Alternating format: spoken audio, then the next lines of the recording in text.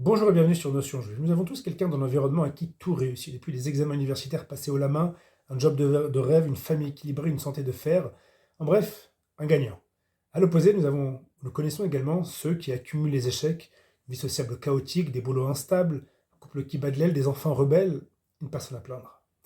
La Torah a-t-elle une explication pour justifier cette différence si flagrante dans la destinée des hommes? Car certaines fois, ils peuvent avoir grandi dans la même famille, bénéficier de la même éducation, avoir le même niveau de religiosité. Alors y a-t-il une formule qui expliquerait cette différence dans la destinée des hommes? Tout d'abord, qu'est-ce que le destin d'après la Torah?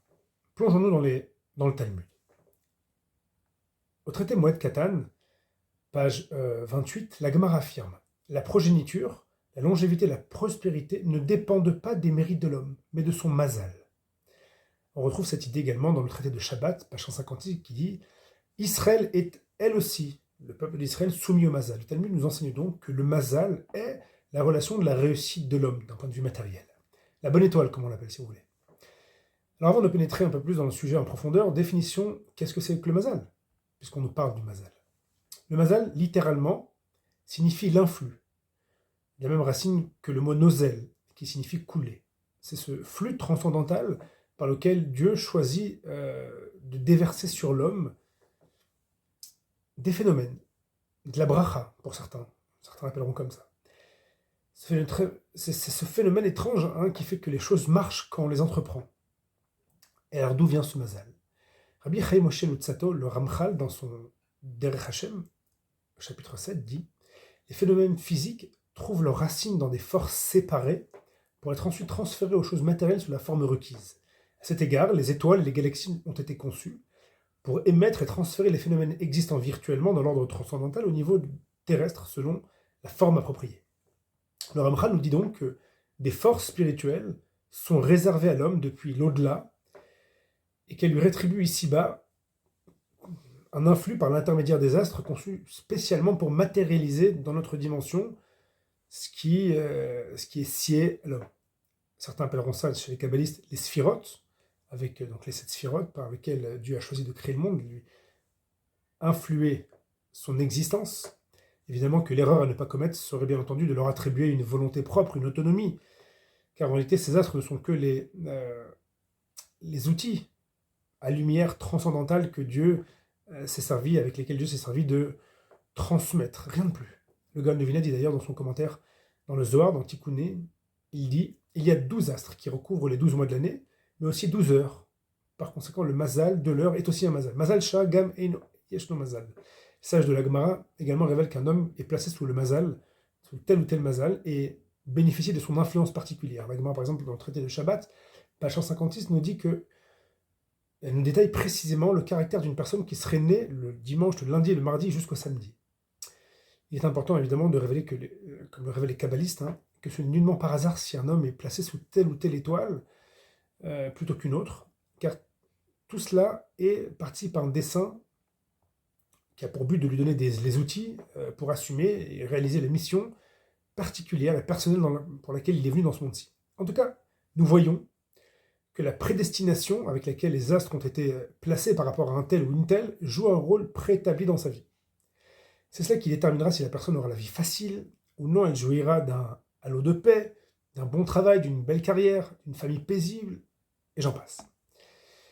La Gemara dans Nida d'ailleurs affirme qu'un ange demande à Dieu lorsque une goutte de semence est émise, il lui dit: Maître du monde, cette progéniture, quand sera-t-elle? Sera-t-il fort ou faible, intelligent ou idiot, riche ou pauvre? La seule chose qu'il ne dit pas, la Gemara nous dit, c'est ce qu'il craindra Dieu ou non, ce qui est de l'ordre du libre arbitre.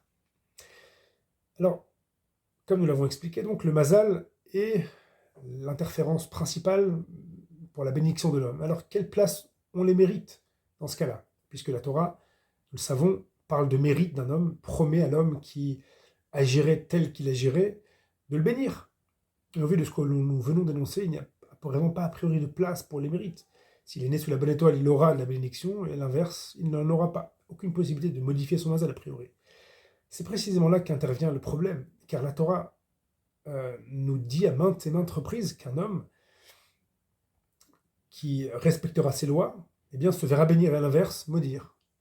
Il est marqué dans le Deutéronome, par exemple, pour le prix de votre obéissance et des lois de votre fidélité, tu seras béni entre les peuples, parmi toi, parmi les nations, etc. L'Éternel écartera de toi tout fléau. Il est marqué aussi qu'en observant les préceptes et les lois de l'Éternel que je t'impose, les manis tavlar, tu seras heureux. Il est aussi marqué que, et en même cela, euh, je te bénirai pour avoir écouté ma voix en tant que récompense. Il est aussi marqué, prends garde que moi-même je t'ordonne afin que te soit fait du bien à tes fils et à toi. Nous savons que la mitzvah du Shema Israël, par exemple, du respect des parents, du Shiloh Haken, a pour but de rallonger la vie. Donc, si elle était prédéfinie, comment cela peut-il, voilà, peut-il une certaine influence? En tout cas, tout cela doit trouver une corrélation avec le mazal qui est apparemment prédéfini et préétabli, une prédisposition à la bracha, bien que les mérites, nous dit-on, amènent eux la bénédiction. La Torah est pourtant donc explicite dans les deux sens. D'un côté, la bracha nous amène, le mazal nous amène de la bracha, de l'autre, la Torah peut nous amener de la bracha. Donc, qu'est-ce qui amène la bénédiction? Euh, qu'est-ce qui est l'auteur, hein, de notre confort matériel, de notre euh, postérité, pardon. D'ailleurs, au fil des générations. Et en cela que, voilà, nous trouvons un paradoxe, une fois de plus, dans la Torah. Alors, il y a l'explication du Bala Keda. Rabbi Yitzhak Arama, qui était un philosophe de l'époque de l'Inquisition, philosophe d'Espagne, qui évidemment, comme tous les autres philosophes de son temps, rationalisait les choses et avait à cœur de décortiquer en quelque sorte de manière thématique et démonstrationnelle les a priori problématiques qui se nichent au sein du texte et au vu de la méthode, pour ne pas avoir des espèces de dissonances cognitives dans notre théologie. Alors, il dit que le paradoxe euh, de la prira, du mazal et celui des mérites, évidemment, jette aussi est combiné avec celui de la ishtadlut, de l'effort qu'il y a à faire pour avoir pitance. Donc il y a donc à gérer trois notions. Celui du mazal, qui prédéfinit une certaine position sociale, matérielle, des mérites qui nous permettent d'acquérir ou non, et de la ishtadlut, qui fait que lorsque nous travaillons, eh bien, nous avons gain de cause en quelque sorte, nous avons pitance. Il explique qu'il y a quatre catégories de personnes. Il y en a de ceux où le mazal de l'homme est étincelant. Et lorsqu'il est détenteur de Torah et de mitzvah, donc il a des mérites, alors Dieu renforcera son mazal au point qu'il réussisse prodigieusement tout ce qu'il entreprend de manière fulgurante.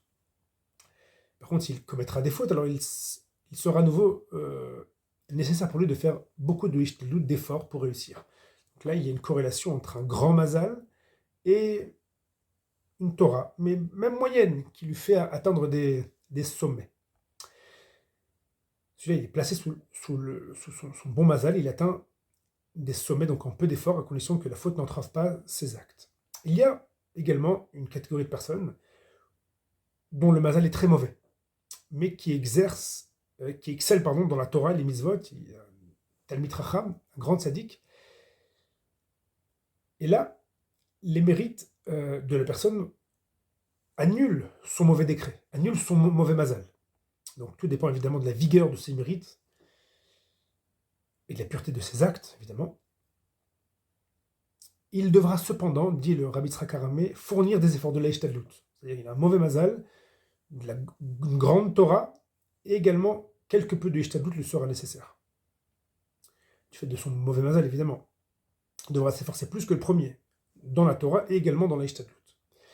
Il y en a une troisième catégorie, nous dit le Rabbi Yitzhak Aramé, le Bala Akeda, où le mazal est très bon, mais l'homme est entaché de nombreuses fautes. Dans ce cas-là, son bon mazal lui sera d'aucune utilité, car Hachem lui-même brise son mazal pour l'amender, en quelque sorte, comme il est dit dans Isaïe, chapitre 44. J'annule les présages des diseurs de mensonges, je frappe de démence les devins, force les sages à reculer et taxe de folie leurs scienceurs, chokhmatam. il y a marqué encore qu'il bouleverse la vie des pervers dans les psaumes. Si par contre l'homme a des mérites, il pourrait se voir payer ici-bas les mérites pour en être évincé dans le monde futur, nous explique le Rav. Donc, celui-là, on peut dire qu'il gâche son mazal par son mauvais comportement, et la solution est de se repentir pour jouir évidemment amplement de son mazal qui lui est réservé. Il y a des cas où le mazal, une quatrième catégorie, les cas où le mazal est très mauvais, et la Torah et les mitzvot sont eux aussi insuffisantes pour contrecarrer totalement le mazal. Donc il est moyen dans les... Un mauvais mazal, il est moyen dans la Torah et les mitzvot, et là il a besoin de beaucoup de ishtalut, de beaucoup d'efforts pour affaiblir donc son mazal et essayer de contrecarrer. Celui-ci, s'il ramollit son action, donc sa ishtalut, eh bien son mazal lui causera préjudice.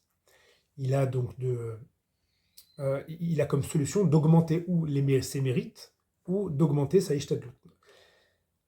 Il a d'autres choix donc de s'efforcer pour compenser son niveau, le niveau qui lui a déjà été prérequis. Par conséquent, il se peut, dit le Rav Yitzhak Aramé, parce que c'est lui qui a pris cet exemple avec lequel j'ai introduit, que deux personnes, étant nées sous la même étoile en quelque sorte, n'aient pas la même réussite.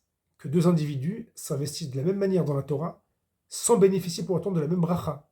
Que les hommes s'astreignent de façon similaire à la tâche, sans obtenir les mêmes résultats. L'un sème, l'autre sème, l'un ouvre son magasin à la même heure, eh bien, ils n'ont pas le même revenu, chiffre d'affaires à la fin.